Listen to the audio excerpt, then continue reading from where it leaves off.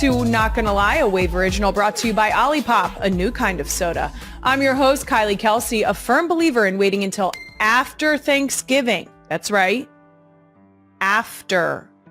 To decorate for Christmas or listen to Christmas music. Cut that shit out. It's not time. Give Thanksgiving her moment. I now host 2 different YouTube shows. What the fuck? Shout out to FAFO. What are we doing? Apparently 2 YouTube shows. And consider this your quarterly reminder. I can fight. And I will if I need to. Okay? That's right. Don't think I didn't see some of those comments on the Thirst Trap Garage Beer posted on my husband for his birthday. Let's start here. Garage Beer, we have beef. Cut that shit out. You knew what you're doing. I respect it. I do want to shout out to the real ones who have clearly heard my warnings, like at Hummingbird Cake, who said, I'm going to bite my tongue before I say something that makes Kylie come beat my ass. Way to recognize. Because you know I would. Someone else said, happy birthday to Jason and congratulations to Kylie. Thank you. Women supporting women. You know we love that around here. I do just want to restate as the reminder, clear as day, so there is no confusion. That's mine. Yep. When you see my husband, you should hear my voice like the Finding Nemo seagulls. Mine, mine, mine, mine, mine, mine. Okay? Don't get it twisted. Coming up on today's episode, apparently I was the subject of an I Don't Think So, Honey on the Las Culturistas podcast. And I'm absolutely honored. I'm going to talk about that as well as what it takes to be an absolutely elite aunt or uncle in Doom Scroll of the Week. I also had absolutely no business hosting a panel with Malala in Philly, but I'm so excited they let me do it anyway. And you know, I got her to say go Birds. After that, I'm going to be joined by the 3-time WNBA champion and league MVP, the greatest in the world, A'ja Wilson. I just short-circuited because of how amazing the interview was. And still, I'm crashing out about it. Just another person I had no business speaking to. Okay. But first, let's get into Real One Comments of the Week. We've got quite a few comments like this one in last week's Disney episode. An entire podcast where Kylie didn't swear? Crying laughing face. How hard was that? 2 crying laughing faces. P.S. That sign off? Excellent. Well, I'm glad you guys picked up on that. I was saying that I was going to do one episode that was swear-free, the entire thing, dedicated to Big Ed. For those of you who don't know, Big Ed is my father. He is the only person that I make a conscious effort not to say the F word in front of, well, him and other people's children. So I did say for a long time that that was going to be my one swear-free episode, was going to be a shout out to Big Ed. So shout out to Big Ed. We did it. Now we're done. We did it, and we can move on from not swearing, because I do understand that it is a family-friendly place and we probably shouldn't freely drop the F-bomb there. But sometimes when you see something magical, you're just like, fuck, that was cool. You know? Probably can't keep that in. We'll see. And our next Real One comment is actually Real One artwork. Big Ed said, not my Big Ed, a different Big Ed, said, I made a fun FAFO Christmas ornament modeled after the Love artwork in Philly. Think at NGL with Kylie will like it? Easy answer here. Fuck yeah. That's outstanding. That's a great Christmas ornament. Really gets you into the holiday spirit. Okay, I need this for the NGL set when we start decorating our Japanese maple as a Christmas tree. Big Ed, please make sure to check your DMs because someone is going to slide into them on my behalf. That's it for Real One Comments of the Week. Moving on, let's get right into Doom Scroll of the Week, brought to you by Peloton. Check out the new Cross-Training Tread Plus at onepeloton.com. All right, first up on Doom Scroll, TikToker Kay McVeigh shared this video of her son calling his aunt about a bad grade he got in school, and she had the most peak aunt response ever for her nephew. Queen Emma, the clip, please. It says, my son calling my sister to see if she would sign a paper with a bad grade. Really quick. So I got a really bad grade on the test today, and I was wondering if you could sign my mom's signature, because she doesn't, I don't want her to see it, because, I'm really scared that I'm going to get in trouble. Yep. Alright, so can I, ride my bike over? Yep. I'm so happy. Alright, thank you. I'm on my way. All right, bye-bye. Yeah. Or as she said, yep. That, outstanding. First of all, the prompt response. Yep. Yep. Absolutely. I love this so much. Your aunts and uncles are supposed to be safe space. They're supposed to be the family that's just removed enough that they can kind of get behind the chaos that ensues. I love this so much. If I currently have my 3 nieces that I call my nieces, they're a family friend that are close enough that I feel they are my nieces. I also have true blood related 2 nieces, 1 nephew that I am grateful enough to have in my life. If any of them called me, my nieces are teenagers. If any of them called me, if they called me for a ride at 1 a.m., if they called me to sign a test, if they called me for anything, I'd be like, drop a pin. Give me 10 minutes. And that's 10 minutes to get to you, not 10 minutes until I leave my house. 10 minutes. No questions asked. I do believe that I do believe Uncle Trav would do this. I think Uncle Trav wouldn't think twice. It would be difficult to get it to him. But by then there might be virtual signature for these test situations. And if that is the case, Uncle Trav, I guarantee you, will sign it to send back to school. I know that for a fact. And I know that because I think there's 2 layers to this. Will they sign it? Maybe 3 layers. Will they sign it? How much of a priority is it? And are they going to tell the parents? My answer, will I sign it? Yes. How quickly am I going to get this done? Is it a priority? Top priority. It's going back to school with you tomorrow. Even if you call me, 9:30 at night. Okay? 3rd, I'm not telling nobody. What happened? Who? That's not I didn't do that.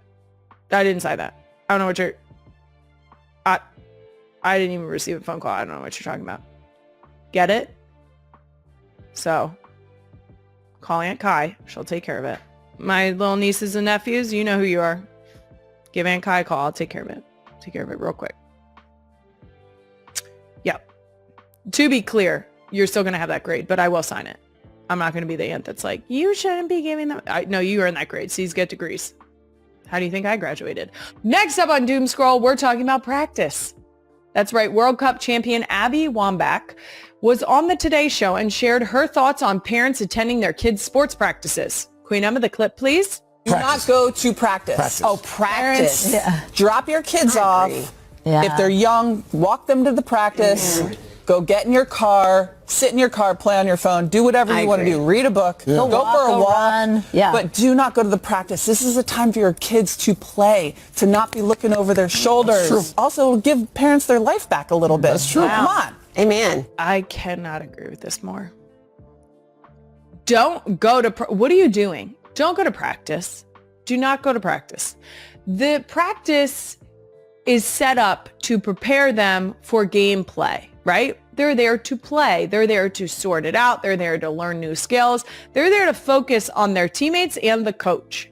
I love the idea of roll up, drop your kids off, tell them to have a great practice.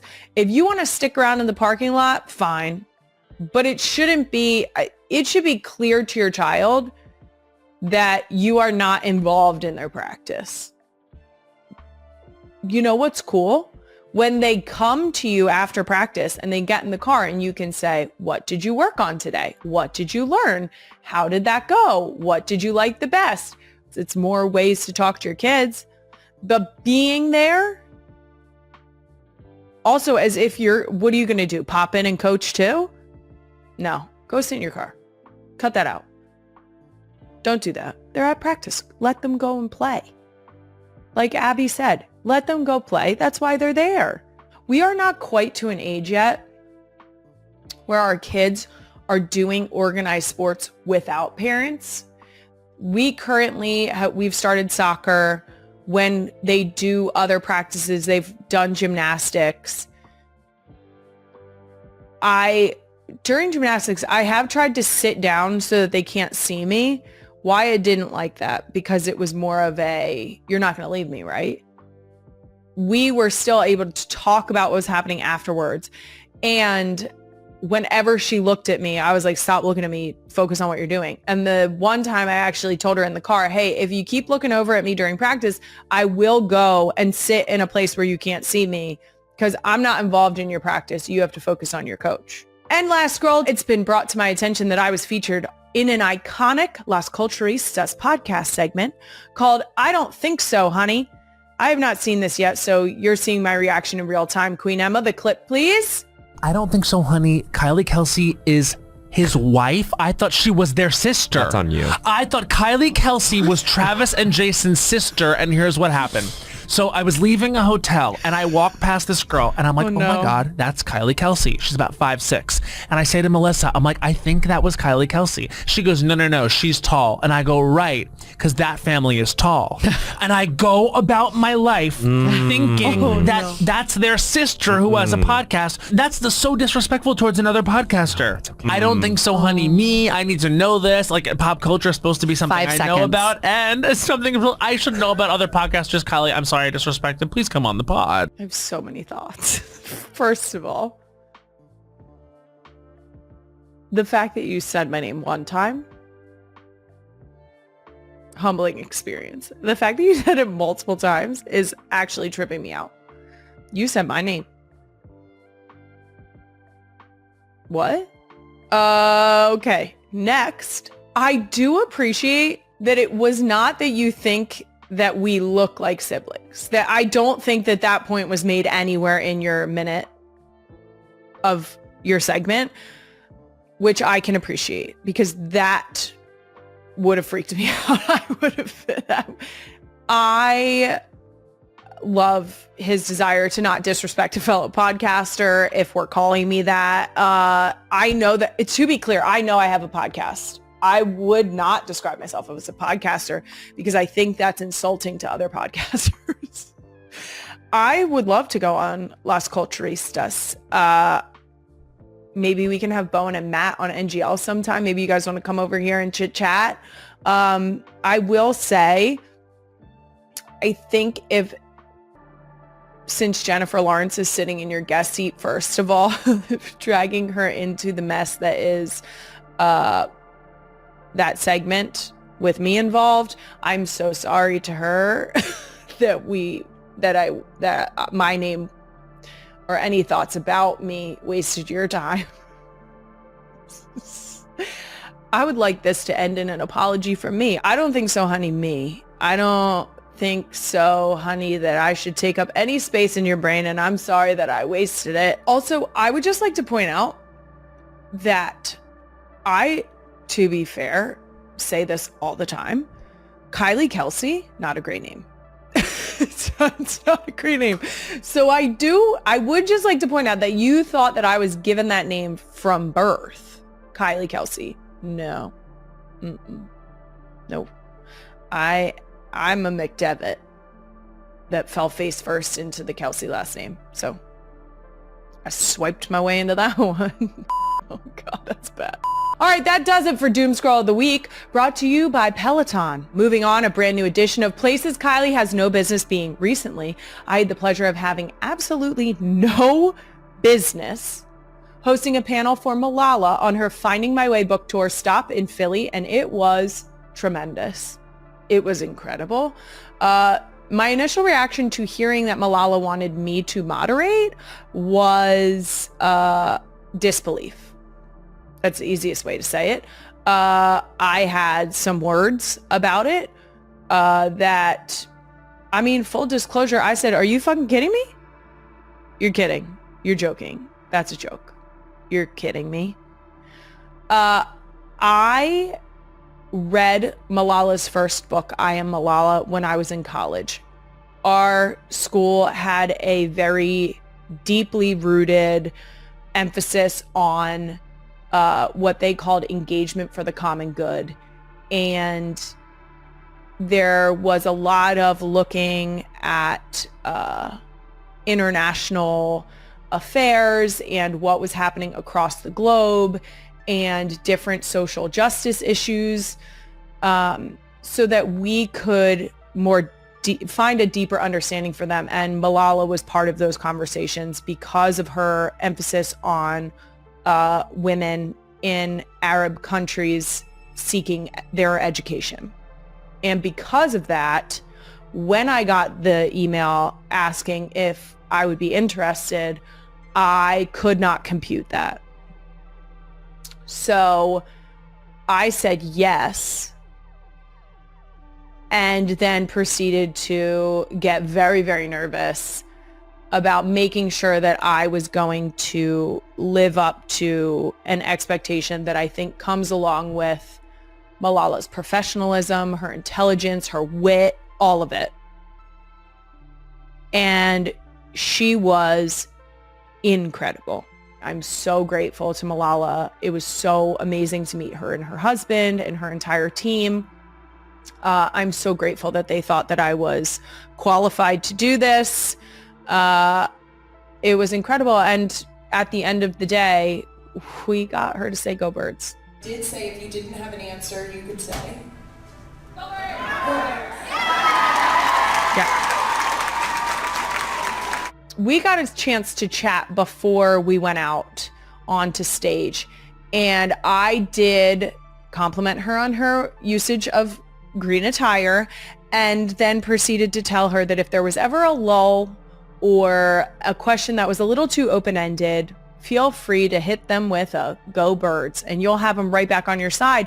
She didn't even need it, obviously, because every time someone asked a question, she was right on it, gave an outstanding response. And we also closed out the show in the only way Philly knows how. That's right, bringing the people together.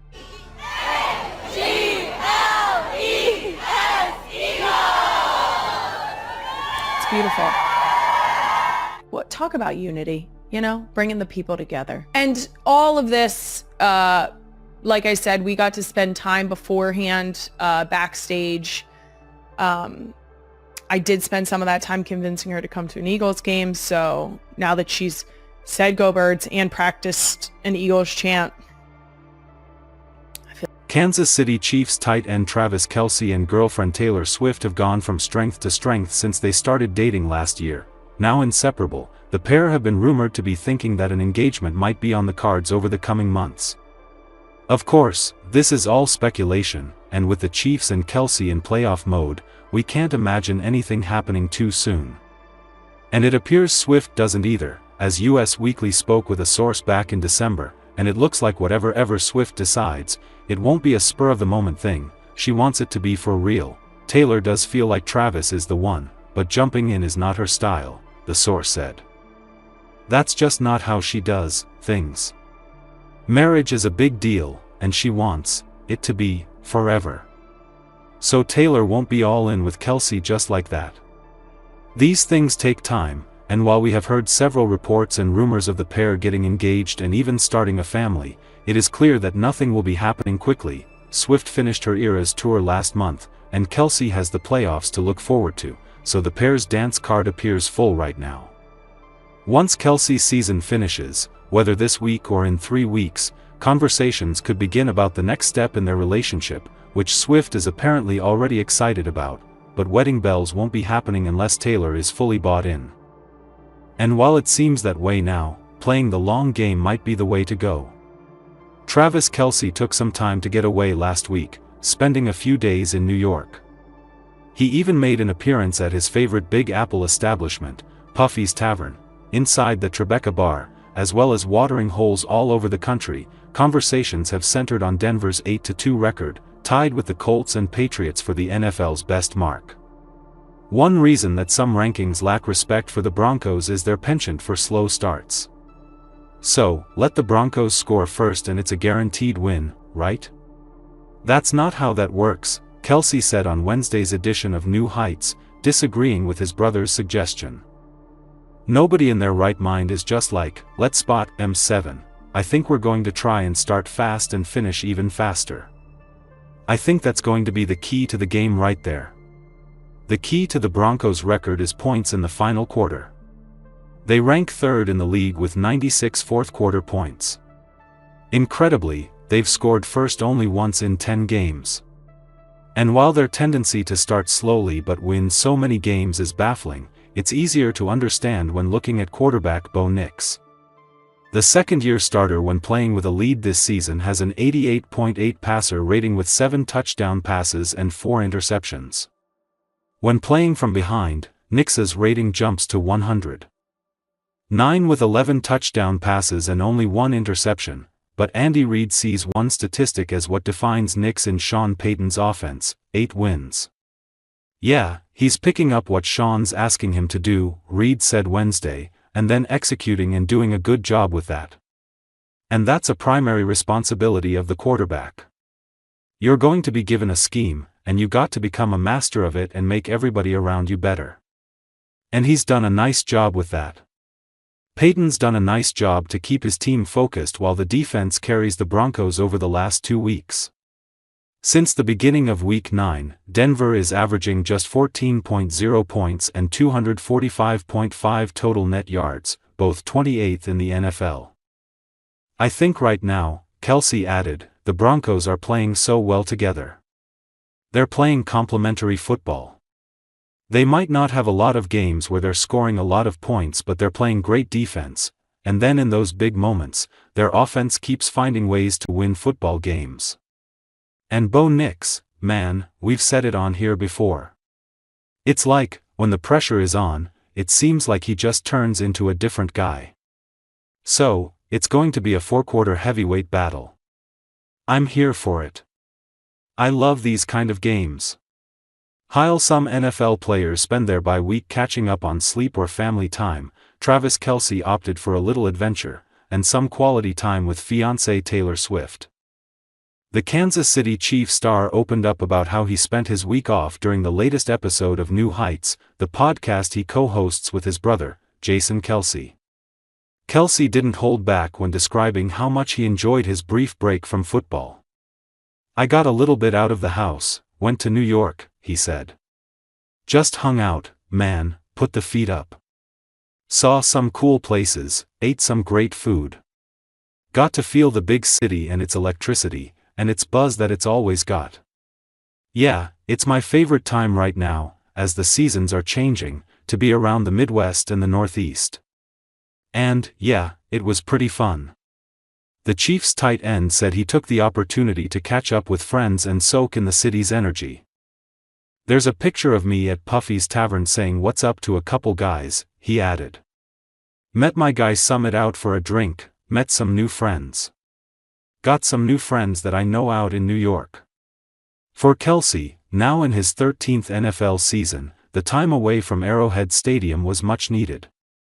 You get so ingrained in the routine of things, he told Jason. Your days are set, your schedules are set during the season, and the bye week is just that. If you're fortunate enough to come out healthy, you can get away. I like to get away and recharge. He continued, not everybody has the same feeling, some guys have families and stay in town. But I like to get away, recharge, see something else. Feel like I'm somewhere else, and kind of just shut it down. Taylor Swift dubbed a legend on a night out with the Chiefs superstar T.E., while Kelce kept things low-key on his podcast. Fans got a glimpse of how the NFL star spent some of his downtime with his fiancée Swift in Manhattan. The pair were spotted at the Polo Club for dinner and later at the exclusive Zero Bond, a members-only lounge known for its strict privacy policy. Former Bachelorette contestant Jason Tartick was among the few guests who crossed paths with the power couple and shared his impressions on Instagram before deleting his post. She had the iconic red lipstick on. She had the watch and her new ring was absolutely blinging. He wrote. I was absolutely blown away at how present she was. Like there was nothing in the world happening other than the people in front of her. Tartik added that Swift's playful side was on full display. My favorite was when her drink was done, she reached over and took his drink for a nice big gulp. Legend. The Chiefs' bye week came at the perfect time, allowing the tight end to step away from the game before the final playoff push.